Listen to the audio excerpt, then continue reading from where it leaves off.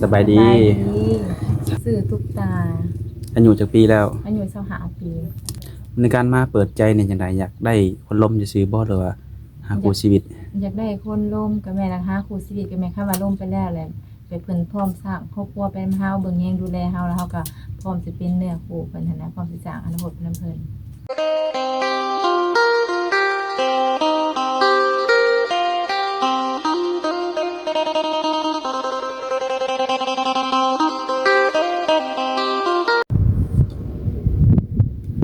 กราบสบายดีและสวัสดีเด้อพ่อแม่พี่น้อง FC เนาะโอ้สุขสุขคนสิเป็น FC ฝั่งลาวฝั่งไทยหรือว่าอยู่ต่างประเทศทุกคนเนาะมื้อนี้ก็ยินดีต้อนรับเข้าสู่ช่อง YouTube ของบ่าวศิรัตน์คือเก่าทุกคนเนาะมาพบมาพ้อกับบ่าวศิรัตน์มื้อนี้ทุกคนเนาะก็มีอยู่เดินหรือว่าตรงไหนตรงนาทุกคนเนาะเป็นการที่แบบว่ามาถ่ายคลิปเปิดใจสาวโสดคือเก่าแหละทุกคนเนาะแต่ว่ามาในมื้อนี้สาวโสดนี่ก็ถือว่าเป็นผู้จบผู้งามทุกคนเนาะเชื่อว่าหลายๆคนนี่เห็นแล้วนี่ต้องอยากทำความรู้จักนำแน่นอนทุกคนเนาะ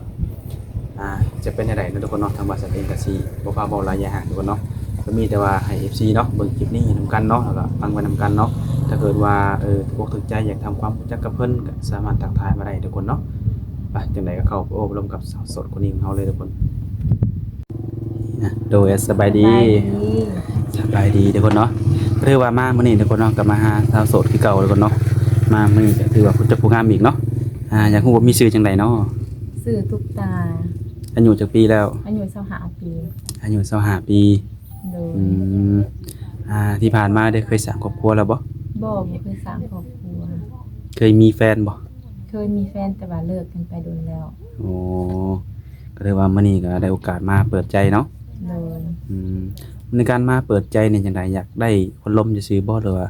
หาคู่ชีวิตอยากได้คนร่มกับแม่ล่ะคะครูชีวิตกับแม่คำว่าร่มไปแล้วแหละไปเพิ่นพร้อมสร้างครอบครัวเป็นเฮาเบิ่งแยงดูแลเฮาแล้วเฮาก็พร้อมสิเป็นเนื้อคู่เพิ่นหั้นนะพร้อมสิสร้างอนาคตเพิ่นนำเพิ่นอืโดยก็แน่นอนเนาะหลักๆก็คือต้องได้โอ้ได้ล้มเนาะต้องได้รู้จักกันก่อนโอ้ดูคืออายุ25ปีถ้าหากว่าอยากได้คนโอ้คนล้มเนาะสิเอาอายุหลายปานใดทางฝ่ายชายมันเฮาอายุ50ลงมา50ลงมาโอ้เป็นจังไดในความรู้สึกคืออยากได้อายุหลายเพราะว่าอายุหลายนี่อีกอย่างเพิ่นก็เป็นผู้ใหญ่เด้อสิเบิ่งแยงดูแลเฮาได้คันว่าสิเอาเด็กน้อยอายุเดียวกันก็แบบคือสิผิดสิเถียงกันไปบ่รอดเป็นบางคู่อันนี้ก็ความคิดของทุกตาแต่มันก็บ่เสมอไปโดและที่ผ่านมาเคยมีแฟนรุ่นเดียวกันบ่หรือว่ารุ่นอ้ายเคยมีแฟนแบบรุ่นอายุรุ่น2-3 ปีนี่แหละโอ้ก็บ่หลายเดือนกันบ่หลายแต่ก็ล้มกันไว้ก็ต้องได้เลิกได้ลากันเนาะร่วมกันแล้วก็บ่เข้าใจกันก็เลิกลากันเชิงว่าตามนิสัยวัยรุ่นเฮาเนาะแม่นแล้วต้องจำกัดอยู่บ่ว่าเพิ่นเป็นคนไทยคนลาวฝั่งใดคนไทยลาวอิหยังก็ได้คนใดก็ได้บ่ได้เลือกแบบว่าเพิ่นสิอยู่ประเทศใดบ้านเมืองใดหันน่ะพอแต่ร่วมแล้วเฮาเข้าใจกันก็พอโดแน่นอนเนาะคันว่าจำกัดอายุ50ลงมาเพิ่นอาจจะเคยมีครอบครัวหั่นนะแม่นเจ้าก็สิรับได้บ่โอ้รับได้แต่คัน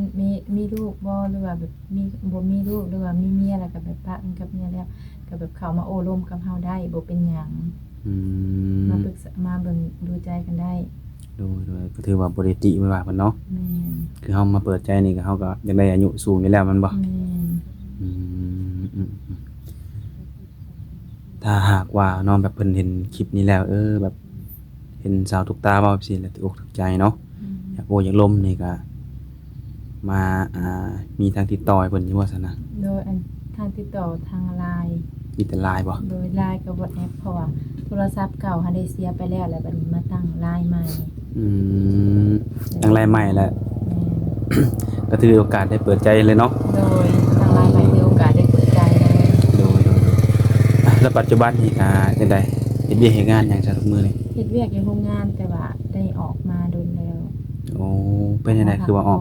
มาพักผ่อนเพราะว่าแม่เพิ่นไปเฮ็ดเวียกแม่บ้านเด้แล้วเฮาก็ต้องอยู่เรือนแต่เฮาก็สิไปหาเฮ็ดเวียกคือกันเพราะว่าออกมาแต่โรงงานแล้วบ่ไหวก็เลยออกมาโอ้โดยก็ถือว่าเคยเฮ็ดเวียกของงานมาเนาะโดยก็คือในช่วงนี้ถ้าว่ามีคนโอ้คนล้มก็พอมีเวลาล้มอยู่เนาะโดยมีเวลาลมอยู่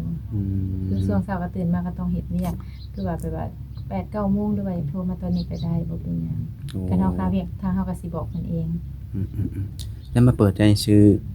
สาวตุกตาก็เป็นผู้จบผู้งามเนาะแต่ถ้าว่าหนุ่มๆเข้ามานี่ต้องเลือกอยู่บนหน้าตาเพิ่นนี่ หน้าตาบ่เลือกขอเพียงแต่ว่าแบบเป็นผู้ใหญ่ที่แบบเข้าใจเฮาก็พอ โอ้ บ่เลือกหน้าตา ขอคนที่เข้าใจ แม่นขอคนที่เข้าใจแล้วก็เวลามาโอ้ร่วมกับเฮาก็แบบบ่ซูซี่บ่จู้จี้จุกจิกหั้นนะแบบเปิดใจสิร่วมกับเฮาแท้ฮักแพงเฮาแท้นะ ดูแล้วในความส่วนตัวนี่ทางสาวตุกตามีลมแบบใดซะคนใจร้อนบ่หรือว่า บ่มักคนใจร้อนบ่มักคนวูบวาบบ่มักคนใจร้อนตุกตาแบบเป็นคนที่แบบว่าเก็บอารมณ์ตัวเองได้แล้วก็แบบว่ามีก็คอยโอ้คอยร่วมกันอันใดบ่เข้าใจก็ต้องให้ถาม อืม สมมุติว่าโทรมาบ่รับก็บ่แม่นว่าสาย1 2สายสิหายโดยบางทีคนเฮาก็ปาโทรศัพท์ไปเฮ็ดเรียกไปเฮ็ดหยังก็อยากให้เพิ่นเข้าใจ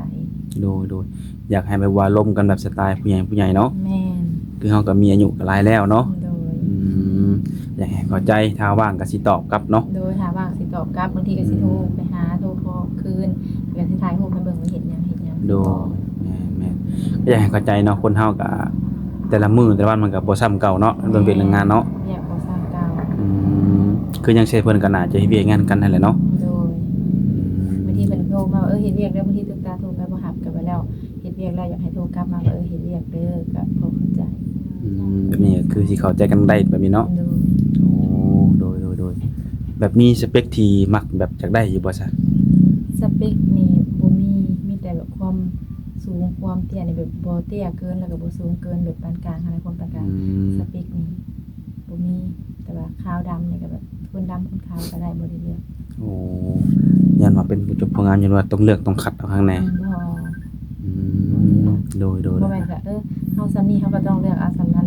มันเลือกบ่ได้นะเนี่ยครูบ่ฮู้สิมาแบบใดบ่ฮู้ว่าดำหรือขาว โดยบางทีไปคัดเอาคนหน้าตาดีคนนิสัยเพิ่นบ่เข้ากันก็มีเนาะโดยเอาง่ายๆคือ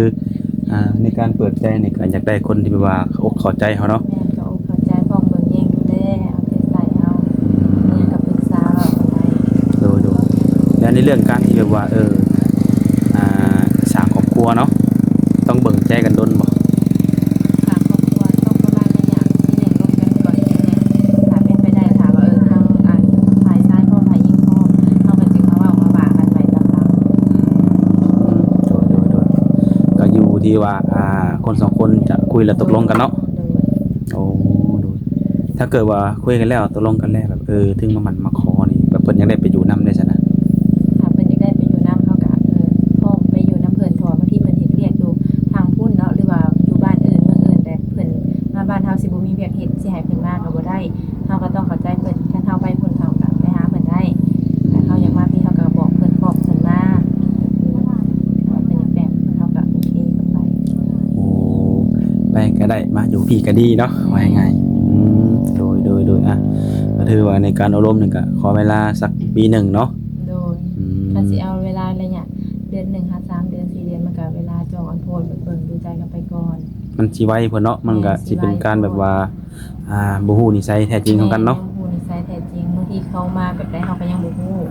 แต่ว่าก่อนสิแต่งสิเข้ากันก็คือแบบเฮาต้องร่วมกันแล้วมาหากันก่อนเห็นกันก่อน โดยเนาะก็มีเหตุผลนั่นทุกคนก็แน่นอนเนาะคนเฮาสิเห็นกันปุ๊บปั๊บสิมักสิฮักกันมันก็เป็นไปบ่ได้เนาะมันต้อง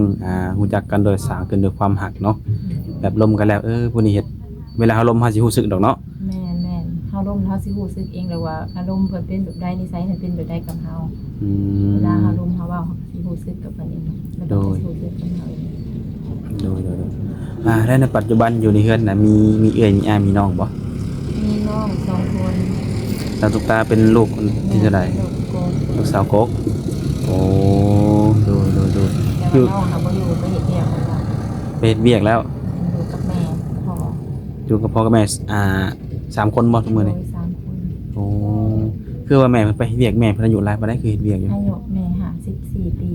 โอ้ถือว่าเพิ่นยังแข็งแรงอยู่เนาะ แม่เพิ่นยังเฮ็ดเวียกได้อยู่ เพิ่นไปงานทุกมื้อบ่ ไปถูกมื้อแต่ว่าเพิ่นพักให้แต่ตอนแรกวันอาทิตย์ โอ้ แค่บางทีเราเมื่อยเราแบบต้องสูงขึ้นหรือว่าเมื่อยแฮงเป็นหัวก็ขอพักมื้อหนึงตื่นมาแล้วก็ไปคือเก่า อืมโดยก็ถือว่าทำงานมันก็แข็งแรงก็ยังอยากเฮ็ดเวียกหาเงินอยู่เนาะ แม่น อืม แต่อยู่ในเฮือนแต่ละปีก็ได้เฮ็ดให้เฮ็ดนาอยู่บ่ โดยเห็ดอยู่เห็ดน้ำนาซาวอยู่บ้าน เขากลุ่มกินอยู่บ่ซะ เขาคุมกินอยู่เห็ดแล้วก็ปันกันกุมกินอยู่พออยู่เพื่อนกับบ่มีหลายหั่นนะ อื มีสาม ม คนอาศัยเขาพอหั่นแหละพอใส่เขาพอ โดยนะก็ถือว่าตื่มๆกันเนาะว่าง่ายกันเนาะ โดยตื่ อื น มโดยและทางสาวตุกตามีวางแผนอยากไปเฮ็ดเวียกเฮ็ดงานทางไหนบ่นี่ ถ้ามีตุ๊กตาก็ว่าจะไปไทยตอนบ่ได้เขาอยู่โรงงานกอง แต่พอมาที่นี่เบิ่งบางทีก็สิเบิ่งเวียกแม่บ้านคือการตุ๊กตาก็สิไปเฮ็ดแม่บ้านบางทีก็สิไปเฮ็ดแทนแม่ให้แม่มาพักเบิ่งก่อน รายได้โอเคอยู่บ่การเป็นเฮ็ดแม่บ้านอยู่นี่ เดือนแม่ก็ประมาณการเป็นเงินลาวก็2ล้านเป็นเงินไทยก็ประมาณ2-3,000 3,000ประมาณนี้ ประมาณ 3,000 กว่าๆเนาะ 3,000 โดยโอ้ดูเคยไปไทยอยู่บ่นี่ บ่เคยไปไทย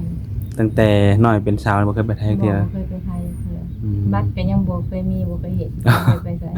ใจบ่อยากไปบ่เรือแนวใด ทำอิฐก็ว่าสิไปแต่แม่ว่าห้ามให้อยู่ก่อนเฮ็ดเวียกอยู่บ้านเฮาเฮ็ดอยู่โรงงานเอาก่อน อื แม่แบบบ่อยากให้ไปหั้นนะลูกสาวเดียวแน่ โอ้ ตอนนั้นก็ยังน้อยเนี่ยตอนสิไปก็17-18ปีแม่ก็บ่อยากให้ไป โดย ทำอิฐว่าสิเฮ็ดบัตรไปไทยยืมเงินเขาหั่นแหละแล้วก็แล้วเลยว่าเปลี่ยนบ่ไปแล้วก็เลยบ่ไปเลย อืมใหญ่ขึ้นมาแล้วจังไดถ้าว่ามีโอกาสได้ไปก็สิไปอยู่บ่นี่ แม่นเพราะว่าตอนนี้ก็อายุก็หลายแล้วถ้ามีโอกาสได้ไปก็อยากไปอยากเฮ็ดบัตรอยากไปเฮ็ดงานอยู่บ้านเพิ่น อืม เพราะว่าอยู่ทางคนก็มีคนรู้จักอยู่หั่นล่ะ โอ้ แต่เป็นเอื้อยรู้จักอยู่คือก็ไปเฮ็ดให้หมู่ผู้หางานให้นะ โดย ตอนนั้นยังน้อยเลยบ่กล้าไป บ่กล้าไปกับแม่นเนี่ยทางแม่มันก็ยังมีความเป็นห่วงอยู่เนาะ แม่ยังมีคนเป็นห่วงหลายเพราะว่าเฮาก็เรียนจบม .6 ม .7 ใหม่แบบนี้นะ โดยโอ้ดูถ้าเกิดมีผู้บ่าวไทยเนาะสนอกสนใจแล้วเพิ่นอยากพาเจ้าไปเที่ยวที่ใดที่หนึ่งถ้าเลือกได้จะไปเที่ยวอยู่ไส อยากไปเที่ยวทะเล จะไปทะเล ทางทะเลเลยแล้วก็อยากไปบ่อนจุดงามๆที่แบบบ่เคยไปนั่นแหละเพราะว่าเฮาก็บ่ฮู้ว่าสิไปเที่ยวไสแน่แต่เพิ่นพาไปเฮาก็ต้องไปบ่ได้เพิ่นว่างามเฮาก็งามหมด มีแต่บอกเพิ่นอยากไปเที่ยวแบบเมืองงามๆเนาะ แม่น อืมถ้าเกิดว่ามีขึ้นมานี่ก็สิกล้าไปอีกบ่ ถ้ามีขึ้นมาก็กล้าไปแต่ก็บ่ได้ไปคนเดียวต้องเอาแบบหมู่ไปนำบ่หรือว่าพี่น้องไปนำแบบนี้ อื นะ มแน่นอนเนาะการเฮาไปเจอหรือว่าไปเที่ยวกันครั้งแรกเนี่ยต้องมีพี่น้อง ต้องมีพี่น้องหรือว่าหมู่ปู่ไปนำ อย่างน้อยจัก 2-3 คนเนาะ คันว่าสิไปโดดเดี่ยวแล้วก็บ่กล้าไปปานใดตัวบ่เคยไป โดยโอเคทุกคนเนาะถ้าหากว่าเพิ่นเที่ยวไทยเรื่อยแล้วเพิ่นอยากมาเที่ยวลาวมีบ่พรพาเพิ่นไป ก็มีอยู่หลายบ่อนเที่ยวลาวก็ฮู้หลายอยู่ ด้วยความส่วนตัวสาวตาก็เคยไปอยู่บ่ ลาวเคยไปปากซี โอ้ เคยไปแต่ปากซี เป็นได้แรงท่องเที่ยวที่นั่น แหล่งท่องเที่ยวก็มีตาดเนียนตาดพานก็โอเคอยู่ โอเคอยู่เนาะ ท่องเที่ยวก็หลาย อืม แต่ก็เฮ็ดตาดเพิ่นเฮ็ดใหม่นี่ก็หลายบ่อนอยู่ โดย 2-3บ่อน เพื่อไปว่าเพิ่นอยากเปลี่ยนบรรยากาศเนาะว่าบ่แน่เปิดใจนี่อาจจะได้เจอผู้บ่าวไทยก็ได้ เพราะว่าหลักๆเนาะในการที่เฮาถ่ายคลิปสาวโสดเนี่ยส่วนมากก็จะมีแต่ผู้บ่าวฝั่งไทยที่มาจีบสาวลาวเฮาอืมโดยก็ถือว่ามาเปิดใจมื้อนี้ก็หวังอยากสร้างครอบครัวอยู่แล้วเนาะ โดย แต่คือว่าในการสร้างครอบครัวมันก็ต้องมีการโอ้การล้มการเบิ่งใจมันก็ต้องมีข้อตกลงกันเนาะอืมโดยทุกคนเนาะถือว่ามามื้อนี้ก็เป็นมื้อแรกทุกคนเนาะถ้าหากว่าผู้ใดอยากรู้อิหยังเพิ่มเติมเกี่ยวกับสาวตุกตาก็ทักทายมาได้เพิ่นก็ว่ามีทาง LINE แล้วก็ WhatsApp เนาะ โดย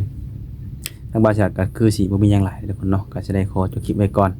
ถ้าหากว่าโอกาสหน้ามีหยังเพิ่มเติมก็สิได้มาถ่ายทำให้ใหม่เนาะ โดย โดยโอเคสบายดี